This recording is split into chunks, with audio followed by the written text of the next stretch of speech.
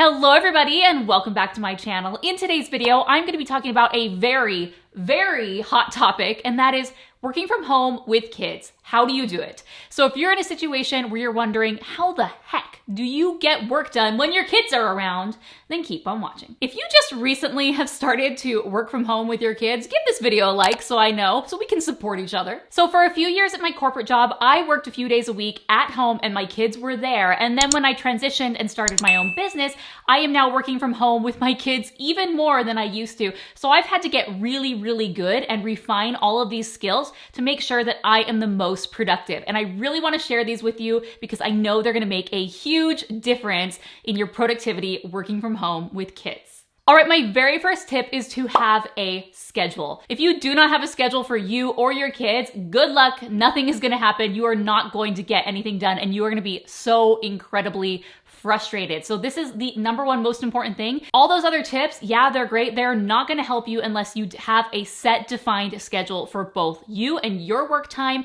and your children. This means scheduling out breakfast, lunch, naps, playtime, outdoor time, activities, movie time, screen time. I know this is frustrating, but your kids cannot be going free for all with no schedule or no plan.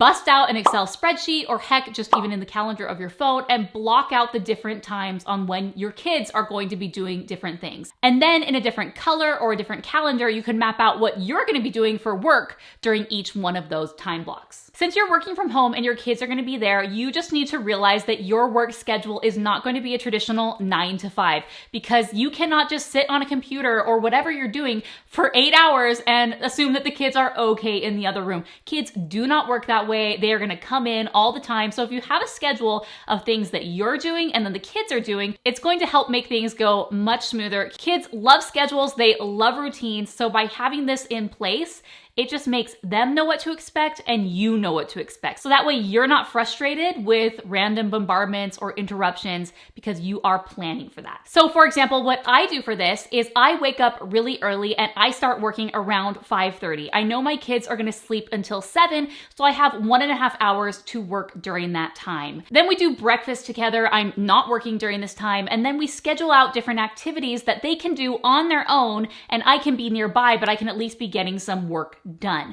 Then my kids, they are younger and they take naps. So I know from 1 to 3, for the most part, they are napping and I can get more work done during that time. So then around the time when my kids wake up, my husband comes home, he can help out with the kids for about an hour or take them to the gym. So that's 1 to 2 more hours that I can get more work done. Then from 5 to 8, that's all family time. We do dinner, we play, we have bedtime routine, and they go to sleep. So then I know really at 8 o'clock, that is when I can get more work done again. So maybe from 8 to 9:30 or 8 to 10, it really just depends on your schedule. So do you see, if you're working from home with kids, you just have to accept that you're not going to have a traditional working schedule, but instead you need to schedule your work hours around the kids. Now, my next tip goes right along with this, and this is to schedule the highest priority work items during the time when the kids are going to be down. So for me, I know that my kids rarely wake up from 5:30 to 7. So if I have a really important project, I will make sure that from 5:30 to 7, that is number 1 on my list. But if I instead waited for during the daytime when they're awake, they're around, they're playing, they're interrupting me, I would be incredibly frustrated and get nothing done on that big project because of all the interruptions. Now, my kids take a nap from 1 to 3. Now, in theory, they sleep from 1 to 3, but sometimes my daughter wakes up about an hour into that. So I really only have an hour that I can get stuff done. So even though in theory I have the full 2 hours, I should not schedule a 2-hour high priority project during that time,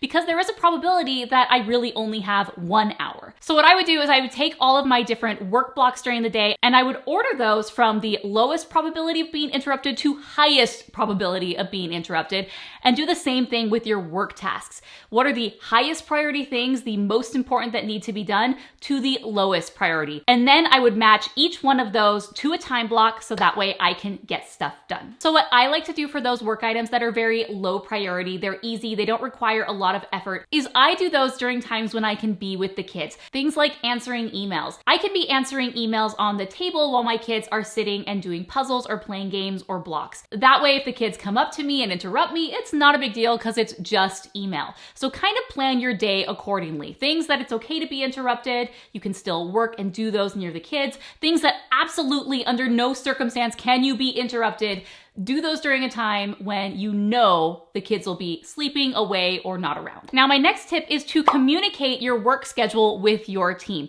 So if you're working remotely and you have a team that you work with, you need to let them know when your work hours are. It's really important that since you have your kids around, that you're not going to be working a traditional 9 to 5. So they need to know that, and that you may not be as responsive during those traditional work hours. So send a communication, send an email, let your boss know, hey, these are the hours that I'm going to be working. If you're your own boss and you work for yourself, it's still important to communicate that with your spouse or your loved ones, your family, friends, so they know when are your work hours and when not to bother you. All right, my next tip is to have a morning routine that doesn't involve kids. It's really important to start the day on your own terms versus on your kids' terms. If you sleep in until your kids wake you up, then you're constantly gonna be in reaction mode, getting the kids ready, getting them dressed, doing this, and you're not gonna be in the right headspace when it comes time to work. So the way that I do this is I will wake up at 5 a.m. and then I will get ready, wash my face, put on clothes. That's really important. Just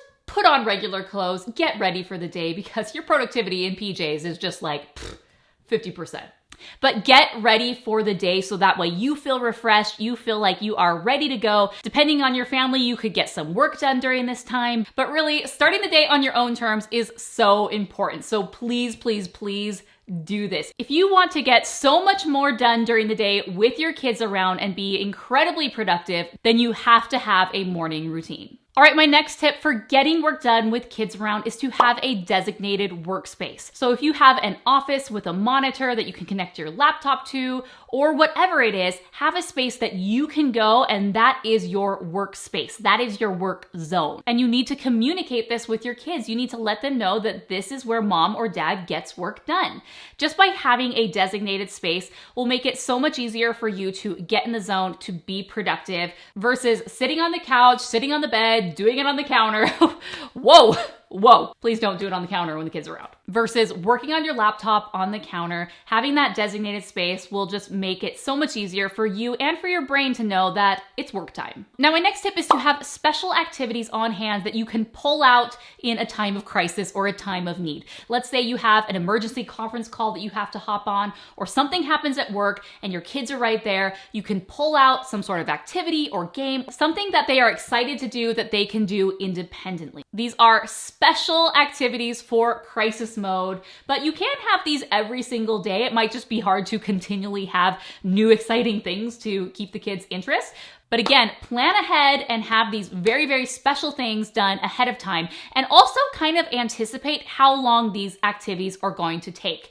Is this an activity that will keep their interest for 15 minutes? Is it going to be 30 minutes? Is it going to be 60 minutes? You need to have those and really kind of know ahead of time, even just put a sticky note on them that this is a 15-minute activity. So that way when you pull it out in that time of need, you know around how much time this will save you. So you can buy certain activities or games online or at the store, or maybe you can put on a very special movie or TV show, or if you don't do screen time a lot, then you can pull out the iPad and let them go at it. Just have these things ready ahead of time so you can pull them out in your time of need. All right, my next tip is to involve your kids. So during those very low priority activities that you're doing, bring the kids and involve them. If you're sitting in your office, maybe let them sit next to you and color a picture, or tell the kids about your day and all the important things that you are doing for work. So that way they can understand what you're doing. They don't feel that you are distracted and not paying attention to them, but instead they can feel involved with what you're doing. One thing that has really helped with my son is explaining the schedule ahead of time. He really loves knowing what we're going to be doing the next day. So as I'm putting him to bed, I will go through the different activities that we're going to be doing during the day, and he gets really excited. So that way when the next day comes, he's ready for it and he's asking to do each one of those things. All right, my next tip is to do not multitask. Focus on one thing at a time. If you want to be productive working from home when your kids are around, you cannot constantly be switching from doing emails to doing a big project to checking social media to playing with your kids. That is not going to be a good use of your time. And at the end of the day, you're going to be so frustrated because you didn't get anything done.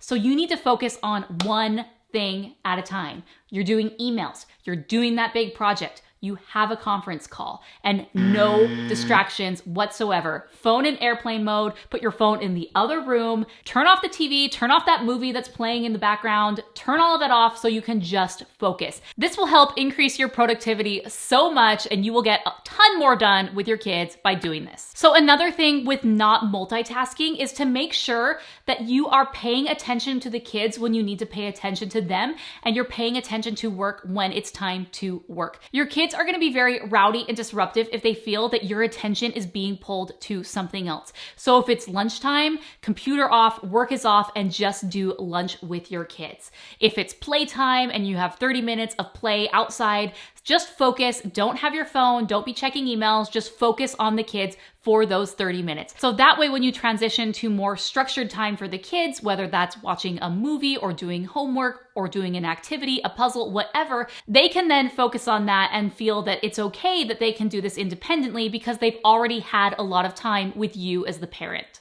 And again, when you do transition to doing your work and they're doing something else, you need to verbalize that and let them know that, hey, you guys are going to be doing this puzzle or this activity right now, and I am going to be working for 15 to 30 minutes, and really set that boundary and that expectation that you should not be interrupted. One tip that I absolutely love when I'm focusing on one thing at a time is called the Pomodoro technique. And I talk about it all right here in this video, 20 tips to be more productive at work. But basically what it is you will set a timer for 25 minutes. And for that 25 minutes, you are in the zone and you are only working on that one thing.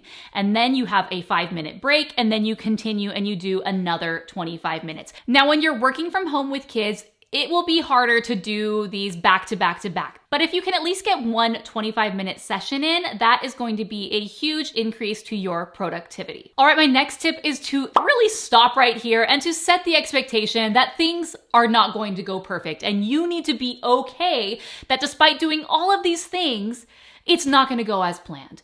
During your really important conference call and the kids are supposed to have quiet time, inevitably one of the kids are going to come rushing in and totally interrupt, and you're going to be horrified, but you just have to accept that that is going to happen. Or if throughout your day you were able to block out 4 different 2-hour chunks so you could get 8 hours of work done, but you only got 4 or 5 done. You just need to accept that because kids are kids and they are little and they are still learning and they need a lot of attention, that you may not get done everything that you need to.